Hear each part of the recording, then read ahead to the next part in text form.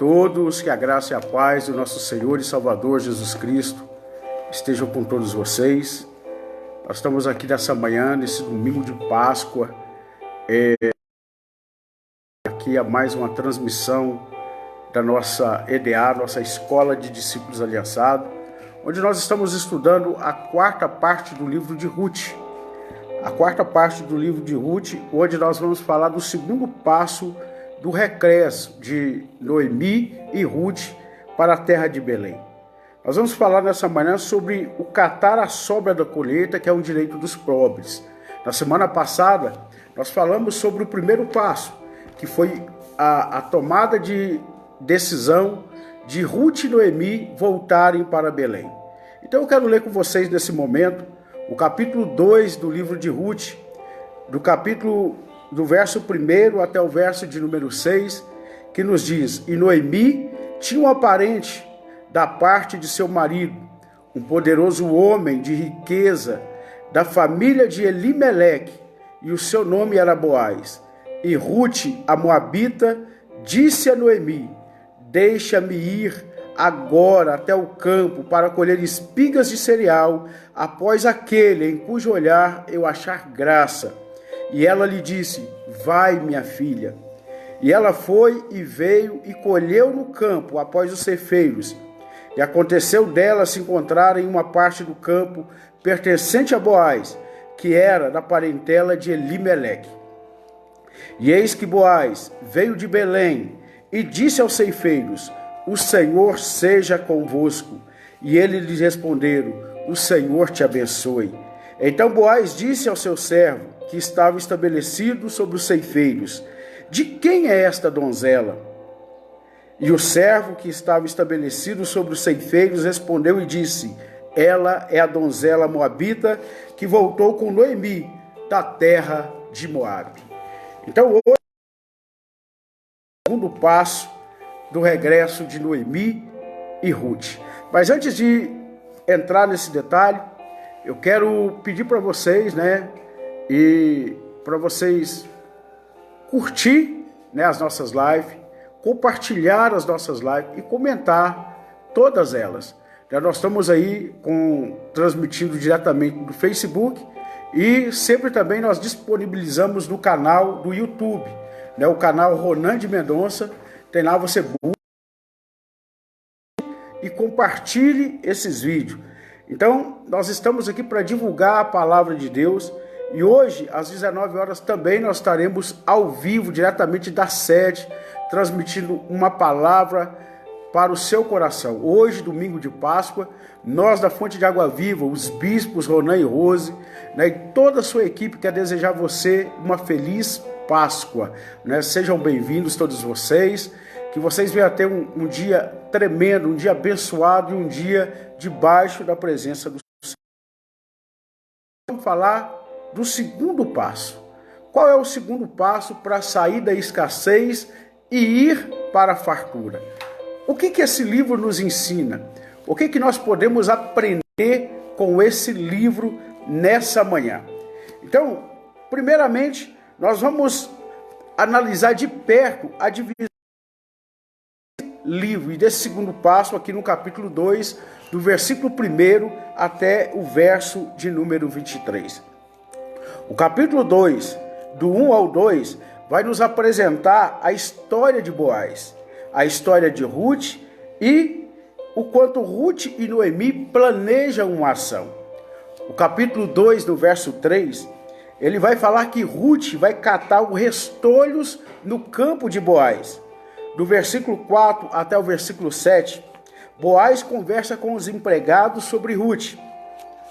Os versos 8 até o 14, a conversa de Boaz com Ruth. Até o versículo 16, a gente vê Boaz conversando com os empregados sobre Ruth. O verso 17, Ruth, ela cata o restolho no campo de Boaz.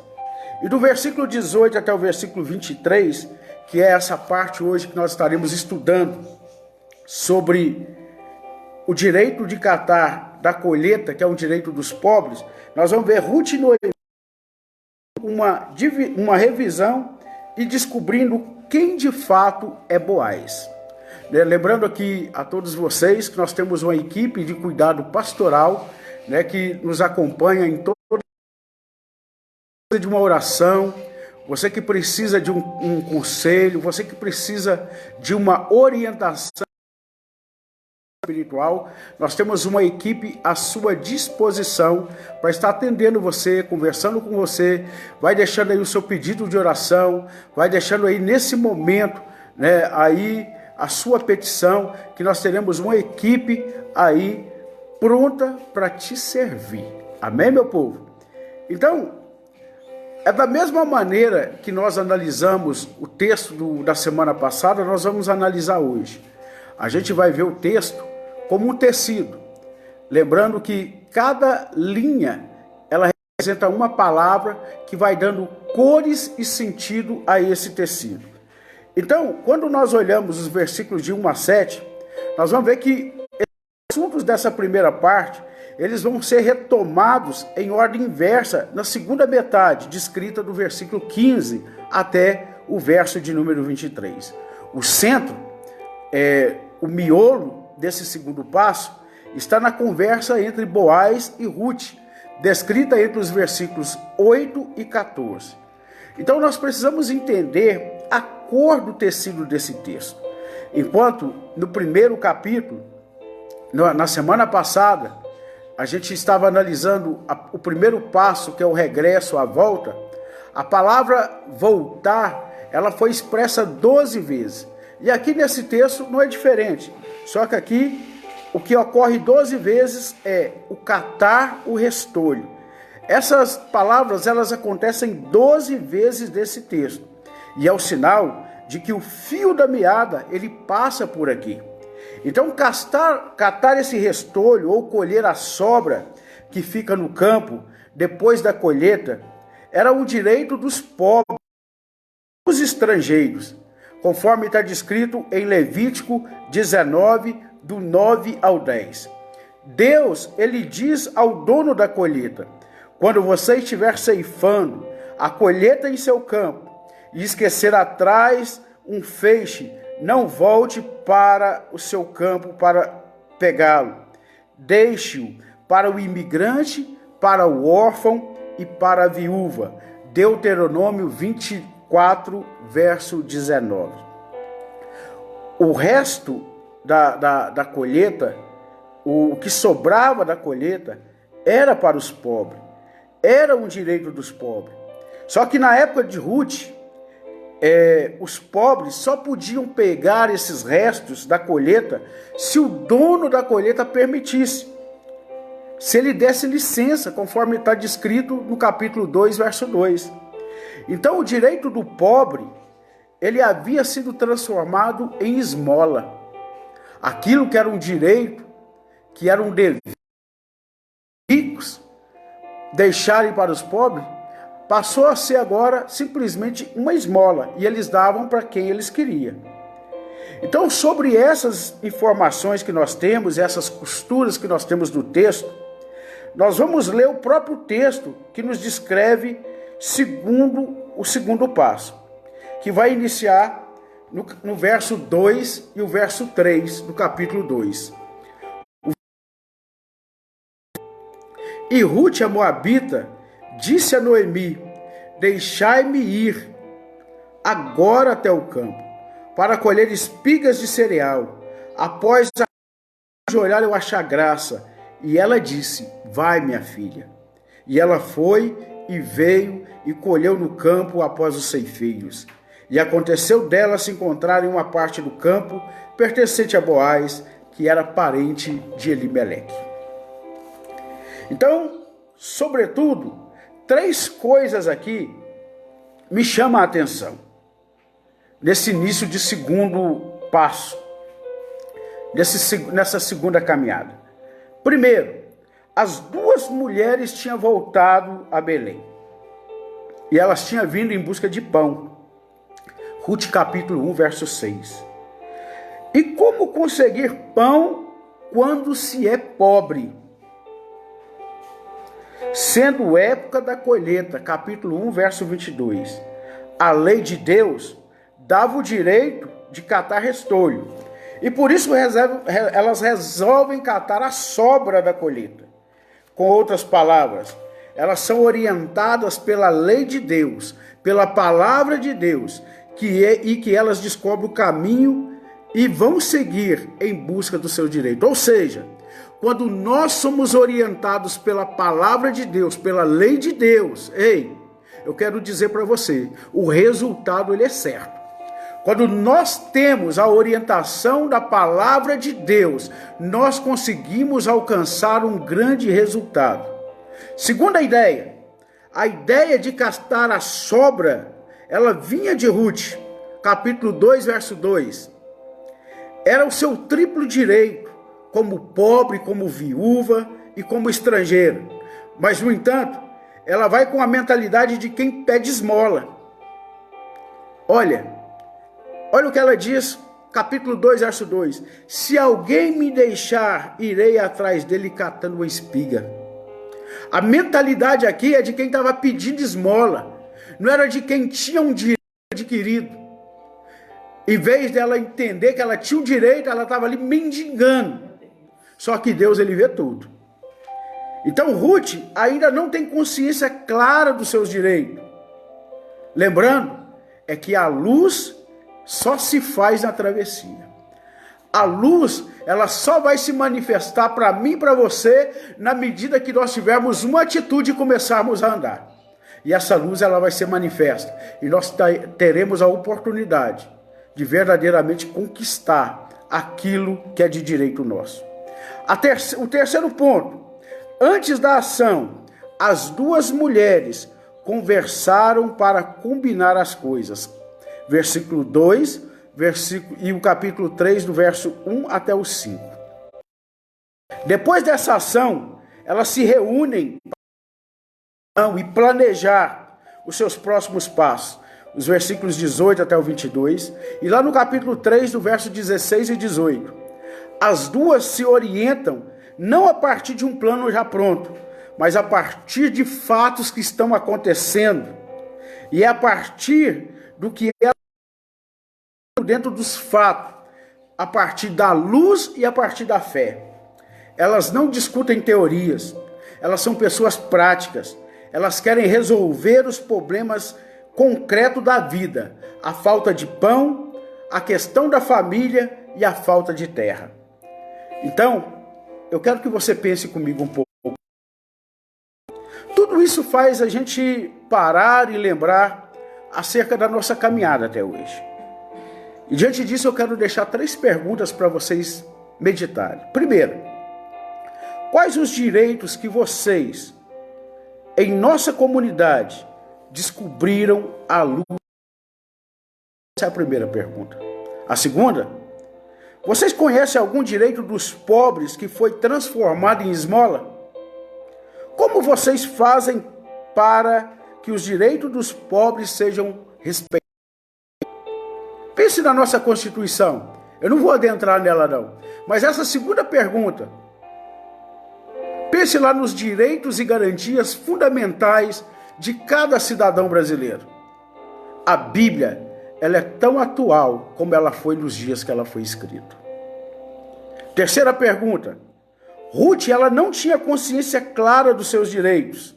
E hoje? Como vocês fazem para planejar e revisar a sua caminhada? Como que você faz? Responda para você mesmo. Então, nesse segundo passo, nós agora vamos entrar numa outra fase. A fase onde Boaz, ele é introduzido nessa cena, que está descrito no capítulo 2, versículo 1, e nos versículos 4 até o 7. O acaso, ele queria verdadeiramente que Ruth fosse catar espigas no campo de Boaz. Não sei se é casualidade, não sei se eu posso falar assim, mas o certo é que o universo todo conspirou a favor de Ruth ir para dentro daqueles campos, para catar ali as espigas no campo de Boaz. Boaz, ele chega cumprimenta os empregados. Está lá no versículo 4. Vê Ruth de longe. E ele pergunta: quem é aquela donzela? Quem é aquela moça? Versículo 5. Nós que já ouvimos a história, conhecemos bem as respostas que os empregados deram. Está lá no versículo 6 até o 7. Mas temos outra pergunta. Quem é Boaz? Quem é Boaz? O que é que ele vem fazer agora no meio dessa história? E essa resposta, ela está toda espalhada no meio desse livro. O livro de Ruth vai falar de maneira implícita e muitas vezes oculta dentro desse livro e dentro da história do povo judeu. Boaz significa pela força. Ele é um homem rico, dono de terras, versículo 3. Senhor de muitos empregados, versículos 9 a 15. O seu título é uma pessoa importante, versículo de número 1. Era o título de alguns juízes que no passado libertaram o povo, como Gideão, Jefté, Juízes 11:1. Era também parte do título do Messias, o novo Davi, que no futuro haveria de libertar o povo. Isaías 9:5. E nem sempre a nossa Bíblia, ela traduz esse título do mesmo jeito. Boaz era também o nome de uma das duas colunas do templo. Primeiro livro dos Reis, capítulo 7, verso 21. Boaz significa coluna.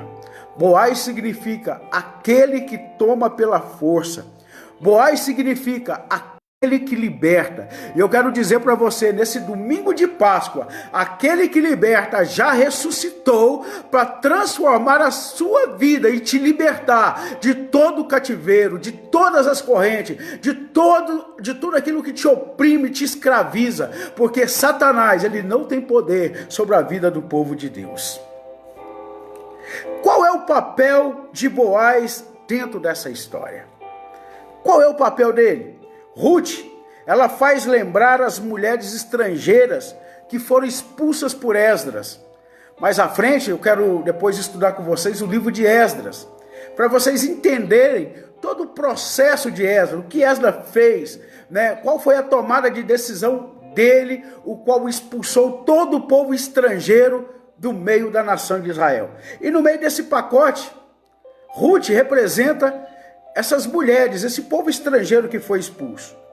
Noemi faz lembrar o povo abandonado, o povo esquecido. E Boaz? Boaz, ele faz nos lembrar da ação do Senhor, o Deus do povo. Boaz é aquele que entra na história como juiz esperado, por aquele que vem para ser o libertador do povo.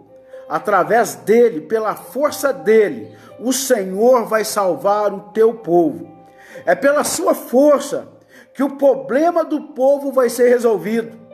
Ele vai dar o pão, ele vai dar garantia de posse para a família e ele vai gerar filho. Ei, eu quero dizer para você que quando Boaz entra na história, ele entra para restaurar tudo aquilo que o inimigo havia destruído. E eu quero dizer para vocês nessa manhã, Deus tem as nossas vidas, Deus tem restauração para as nossas casas, Deus tem restauração para as nossas famílias.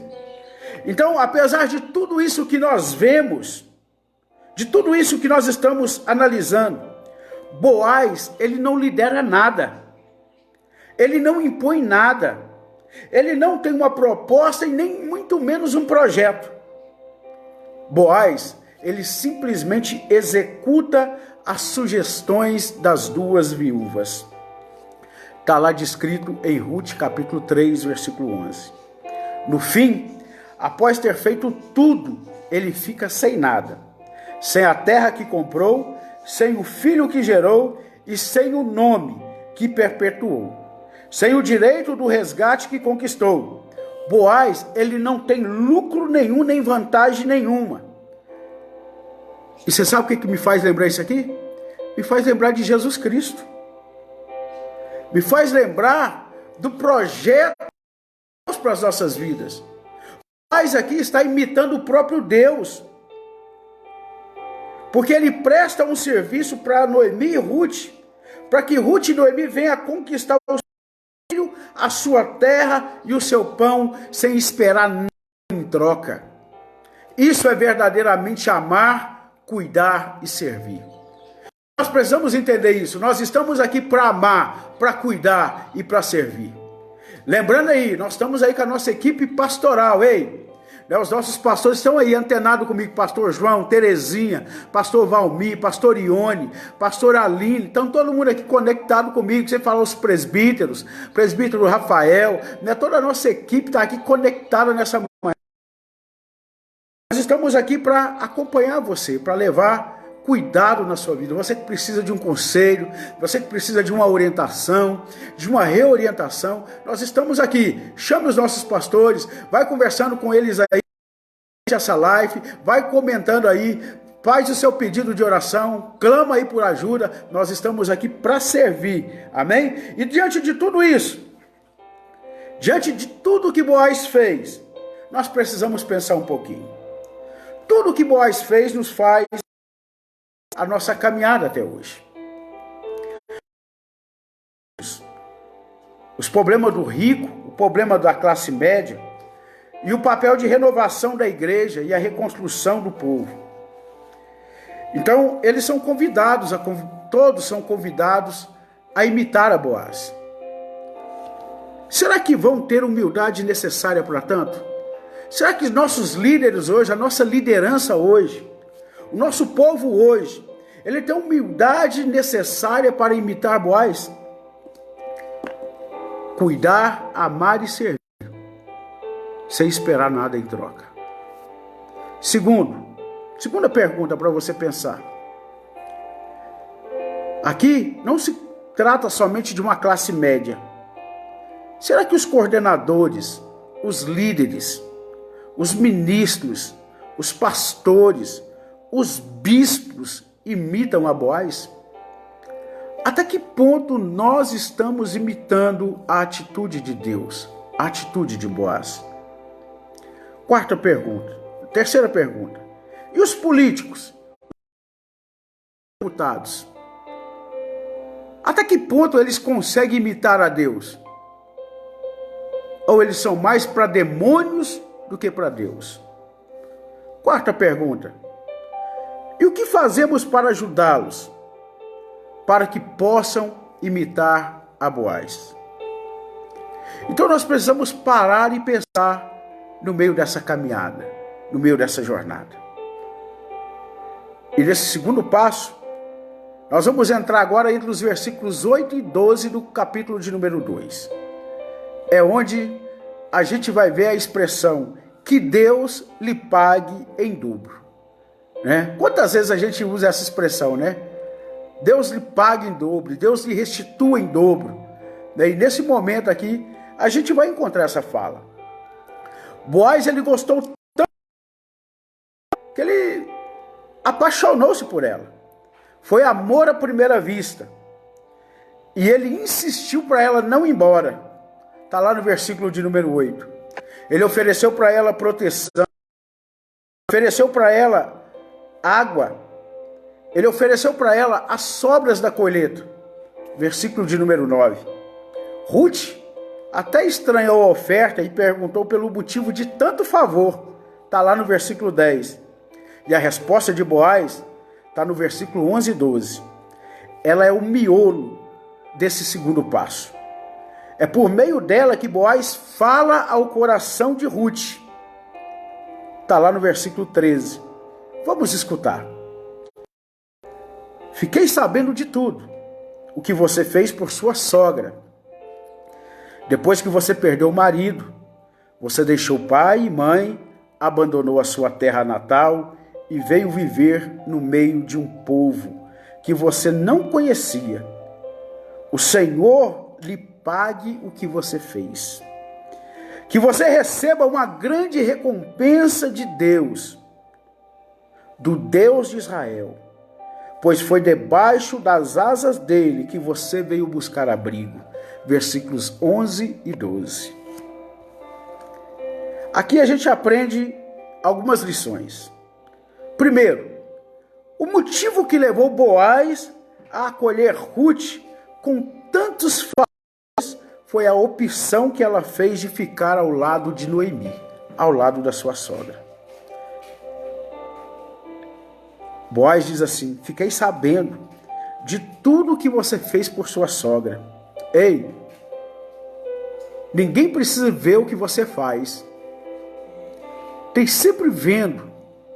Olha, Deus está sempre vendo o que você está fazendo. Aqui, a opção de Ruth pelos pobres. Versículos 16 e 17. Provou em Boaz a quase partilha dos bens. Versículos 8, 9, 14 e 17 do capítulo 2. Ruth seguiu Noemi não pela riqueza que ela tinha, que ela não tinha nada, era uma viúva pobre e desamparada. Mas Ruth seguiu. Ruth foi até o fim. Segundo ponto. Em seguida, usando duas frases da Bíblia, Boaz destaca a importância da opção de Ruth. E ele diz: você deixou pai e mãe e abandonou a sua terra. Esta primeira frase nos lembra quem? Essa primeira fala aqui vai nos lembrar de Abraão. Gênesis 12, verso 1. Ela fez isso escolhendo ficar ao lado de Noemi. Ruth, ela imita Abraão, tornando-se filha de Abraão. Boaz ainda diz, olha, a segunda fala: foi debaixo das asas do Senhor que você veio buscar abrigo. Aqui nessa segunda frase, ele usa uma imagem muito conhecida que lembrava ao povo a libertação do Egito e a proteção de Deus. Êxodo 19:4, Deuteronômio 32:11, Salmo 17:8, Salmo 36:8, Salmo 57:2. Caminhando com Noemi, Ruth começou a fazer parte do povo que saiu do Egito, debaixo da proteção das asas do Senhor. Olha que coisa poderosa, que coisa tremenda. Terceiro ponto. Em outras palavras, Ruth foi acolhida por Boaz como filha de Abraão e como membro do povo de Deus, não por ela ser não por estar observando todas as normas e leis, como queria Esdras, porque Esdras queria que o povo, a ferro e a fogo, obedecesse à lei. Mas, no entanto, o que Deus verdadeiramente quer que a gente obedeça? Esdras havia imposto para o povo. E através de Ruth, a gente vê que ela tem um compromisso direto e concreto com Noemi. E isso faz dela, agora, povo de Deus. Versículos 16 e 17 do capítulo de número 1. Por isso ela provoca e recebe a quase partilha dos bens de Boaz, e merece a recompensa dobrada da parte de Deus, prometida pelos profetas, conforme está em Isaías 40, verso 2 ao 10, Isaías 62, 11. E invocada por Boaz, que diz: o Senhor lhe pague o que você fez, que você receba uma grande recompensa. Está aí no versículo de número 12. Eu quero dizer para você, ei, você que tem feito a obra de Deus com amor, você que tem que zelado pelo nome de Deus, saiba que Ele vai pagar a você tudo em dobro, porque Deus não fica devendo nada para ninguém. Vamos pensar um pouquinho comigo, nesse momento. Será que hoje também a gente como Ruth, isso é, gente que sem saber é filho de Abraão? E de que jeito? Segunda pergunta. Boaz usou a Bíblia para ajudar Ruth e descobrir a sua dignidade como filha de Abraão. Como a Bíblia serve hoje para ajudar o povo a descobrir a sua dignidade como filhos de Abraão e filhos de Deus. Qual foi a condição para que Boaz acolhesse Ruth como membro do povo de Deus? E hoje, como acolhemos os migrantes e estrangeiros da nossa comunidade? Nós precisamos pensar. Nós precisamos entender o propósito de Deus para os nossos dias. Terceiro ponto, aqui entre os versículos 13 e 14. A paz do Senhor, Aurélia, seja bem-vinda, né? Seja bem-vindo, Fabiano, todos que têm aí nos escutado nessa manhã, nos assistido. Como eu disse, nós estamos aí com a nossa equipe pastoral para dar orientação, para dar conselho, para dar reorientação, né? Tem vários pastores aí em linha comigo, né? Chame um dos pastores, comunique-se com ele e ele vai aí te dar suporte e vai levar para você conforto, vai levar para você uma orientação e uma reorientação nesse domingo de Páscoa, né? Entre os versículos 13 e 14, tem uma expressão chamada falar ao coração. Boaz, ele pediu a Deus que desse a Ruth uma grande recompensa. Está lá no verso 12. E Deus ouviu a prece, pois no mesmo instante, Ruth ela começa a receber a recompensa. E ela diz a Boaz, que eu mereça o favor do Senhor. O Senhor me falou ao coração. Está lá no versículo 13. Na Bíblia, falar ao coração é muito mais do que dizer uma palavra agradável. Falar ao coração era e é a fala do amor. O amor que restaura, que renova. O amor que traz vida aonde tem morte. Por exemplo, Deus tirou o povo do Egito para falar no coração deles. Oséias capítulo 2, versículo 16. No fim do cativeiro, ele anunciou: consolem, diz o Deus de vocês, falem ao coração de Jerusalém, idem para ela que já se completou o tempo da sua escravidão. Está lá em Isaías 40. Falar ao coração tinha a ver com a renovação e libertação. Ora, essa renovação e libertação estava acontecendo na vida de Ruth, no momento mesmo em que ele ouve a prece de Boaz, pedindo fartura. E a fartura começa exatamente na vida de Ruth e de Noemi, pois ela sente que a vida renasce por dentro dela, sente consolo, o consolo prometido pelos profetas. Ela sente a de número 13, e a partir desse momento as coisas começam a mudar. Vem a fartura do pão, versículos 14 até o 17. Vem a descoberta de que Boaz tem direito de resgatar as duas. Está lá no versículo de número 20. E vem a luz nos olhos de Noemi, que começa agora a enxergar e ter mais esperança, porque na aula passada nós vimos que Noemi não tinha visto nada. Ela estava com falta de esperança, só que agora a esperança ela surge na vida de Noemi. Então aquelas viúvas, elas começam a viver um novo tempo, porque elas eram muito espertas. E elas começam então agora a caminhar de uma mente. Parece que elas começaram a andar, né? Elas estavam andando como se fosse em curva. Elas estavam andando, né? E essa curva ela vai fazendo uma trajetória grande até chegar onde? Chegar dentro dos campos de Boaz. Quando ela chega naquele campo de Boaz, elas encontram restauração. Elas encontram a renovação. E elas encontram verdadeiramente um sentido de viver. E durante tudo isso, a gente vamos pensar mais um pouquinho. Vamos pensar nessa caminhada até esse momento. Primeiro, o que é necessário para que alguém possa falar ao coração de nosso povo hoje. O que é necessário? O que é necessário para que você hoje fale ao coração de alguém? O que você precisa? Quem é que está falando realmente ao coração de nosso povo? Esperança.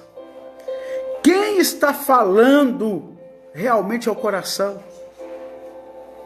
A opção de Ruth por Noemi provocou a generosidade de Boaz e do próprio Deus. Você conhece fatos assim hoje? Você conhece fatos assim hoje? Então nós precisamos parar e pensar. Esse livro nos faz pensar. E como eu disse, nós estamos estudando esse livro na atualidade de hoje, nos dias atuais.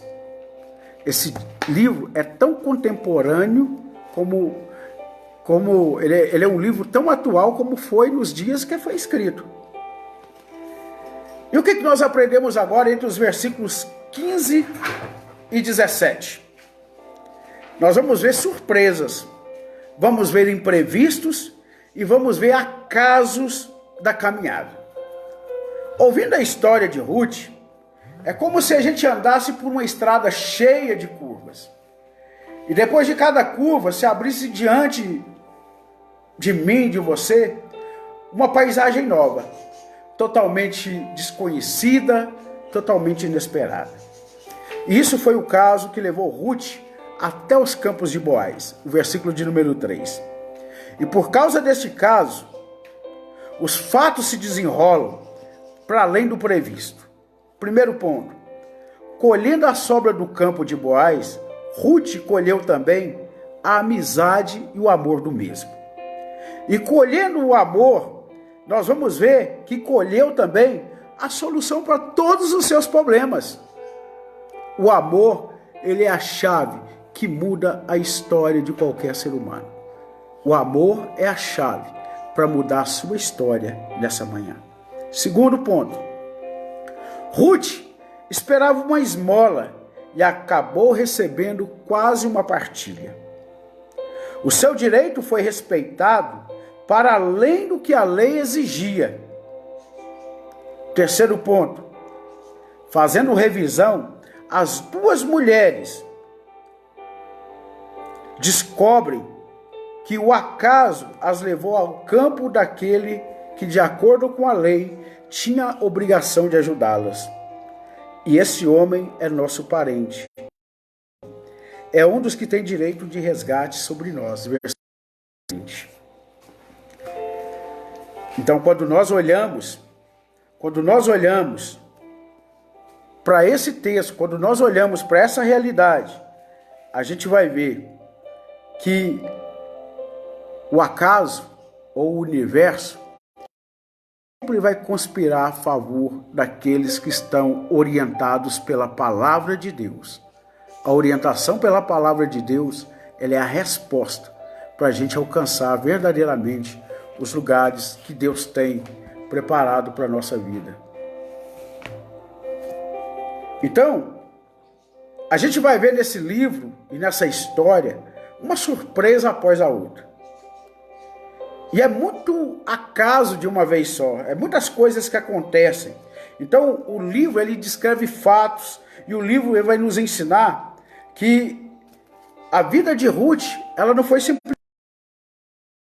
O que é então? O que aconteceu para que Ruth viesse a dizer: bendito seja Deus? Se nós pararmos para pensarmos em tanta surpresa, essas duas mulheres, em algum momento, elas foram pegas de surpresa. E por quê? Porque elas combinam as coisas antes de fazer. Então, elas estão sempre abertas a fatos. Elas estão sempre abertas e prontas para mudar a realidade e pedir verdadeiramente uma resposta de Deus. Então, vamos pensar um pouquinho. Vamos pensar ao longo dessa caminhada. Porque isso tudo nos faz parar e pensar. Quais foram as maiores surpresas na história da caminhada e da comunidade?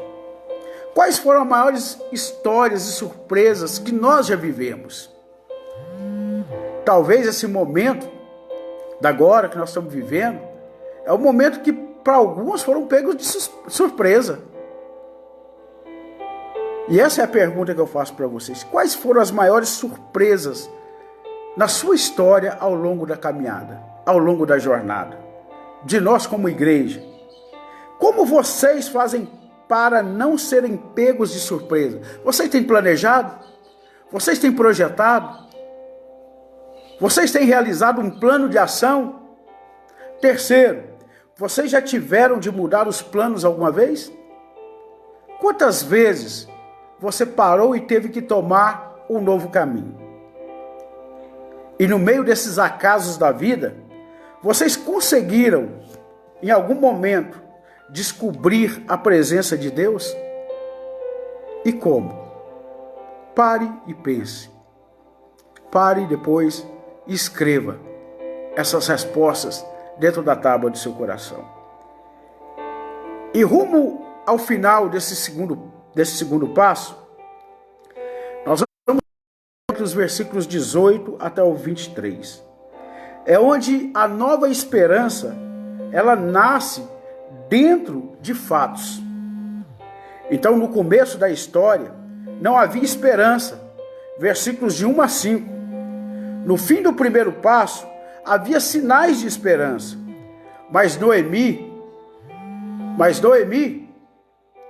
ela não consegue enxergar nada dentro desses fatos. Então surge uma solução.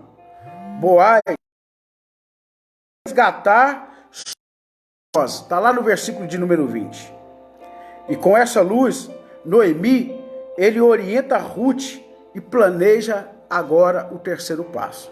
Terceiro passo que nós veremos na nossa próxima EDA, na quinta parte desse livro. Então, outros sinais de esperança aparecem durante o segundo passo. Primeiro, o direito dos pobres foi respeitado. Algo que não estava sendo respeitado, agora volta a ser respeitado. Segundo ponto, a fartura foi fruto de quase toda a partilha e não foi só esmola. A providência de Deus conduziu as duas pelo acaso da vida. Quarto ponto, foi acolhida por Boaz como membro do povo de Deus. Quinto, nasceu uma amizade profunda entre Boaz e como no primeiro passo do livro, quando foi iluminados os fatos com a gente vai ver que agora aponta uma nova esperança. Ruth é filha de Abraão.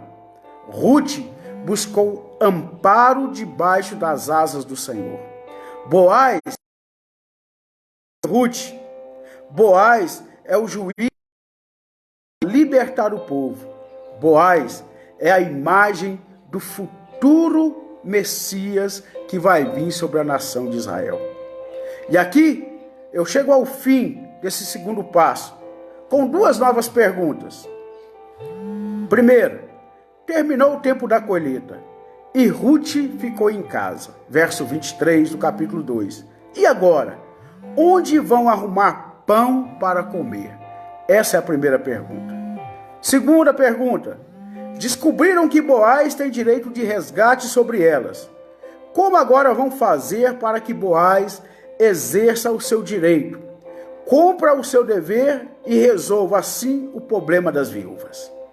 Com essas duas perguntas na cabeça, na semana que vem, nós estaremos introduzindo o terceiro passo para sair da escassez e ir rumo à fartura. E entendendo o livro de Ruth nos dias atuais. E eu convido você nessa hora para agradecer a Deus juntamente comigo.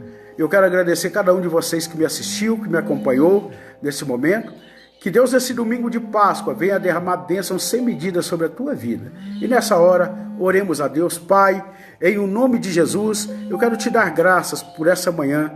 Agradecer ao Senhor, Pai amado, pela tua fidelidade, pela tua bondade, pela tua misericórdia. Pai, nos dê um domingo de Páscoa abençoado, cheio de alegrias, cheio, Pai amado, de esperança, porque nós sabemos que em Cristo Jesus há esperança. Deus, que em Cristo Jesus nós teremos, Pai amado, e vivamos, Pai amado, a cada dia a certeza que dias melhores virão sobre as nossas vidas.